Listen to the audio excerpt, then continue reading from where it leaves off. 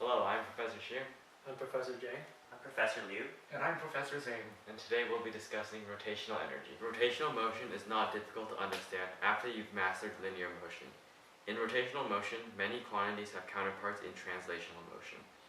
These counterparts are connected by the introduction of one key quantity introduced in rotational motion, r, the radius. Theta, or angular distance, has counterpart x, or linear distance, and is equal to x divided by r, the radius. Omega, or angular velocity, has counterpart v, or linear velocity, and is equal to v divided by r. Alpha, or angular acceleration, has counterpart a, or linear acceleration, and is equal to a divided by r.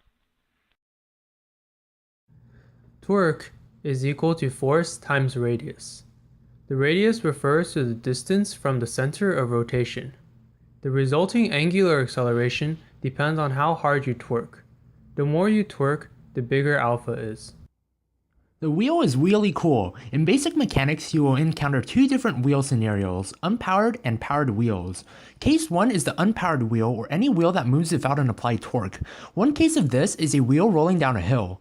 Let's analyze forces. The normal force is balanced by gravity, so we will ignore it and make it orange. Force due to gravity still has an x component which affects the wheel's motion, so we'll make it green.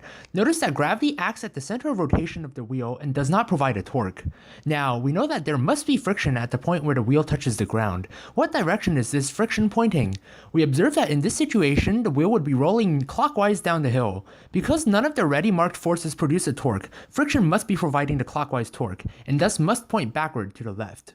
We can generalize the unpowered wheel scenario to flat ground. Here is a wheelbarrow's wheel being pushed to the right. The pushing force is applied at the axis, and again, friction must point backward to produce clockwise rotation. Case 2 is the powered wheel of Professor Xu's new Lamborghini. It is driving to the right to outrun some police cars, so the wheel is again rotating clockwise. Let's analyze forces. Force, gravity, and normal force balance out, so ignore them for now. The Lambo's engine powers the wheel and gives it a force applied at a distance from the axis, producing a clockwise applied torque.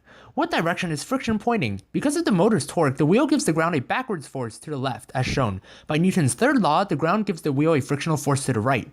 Putting the two cases side by side, why does friction act in different directions? The answer is simple. In one case, a force is applied to the axis. In the other, a torque is applied. I, or moment of inertia, has a counterpart in the linear measure of inertia, mass. Moment of inertia I is equal to the net mass times radius squared, or radius squared integrated with respect to mass. Rotational kinetic energy is analogous to linear kinetic energy and is expressed as 1/2 I omega squared. Doing some dimensional analysis, it is easy to see these energies have the same units. Considering rotational kinetic energy, the new conservation of energy equation is as shown. Let's do a problem. A wheel of mass 5 kilograms is rolling down an inclined plane 2 meters high. We assume the wheel is a solid cylinder. Let's find the translational velocity at the bottom of the hill. First, we write the equation for conservation of energy. We simplify the process a little bit and isolate v. We substitute in our relevant values, and we find that the final velocity is 5.11 meters per second. This concludes our lecture. Thank you for your attention.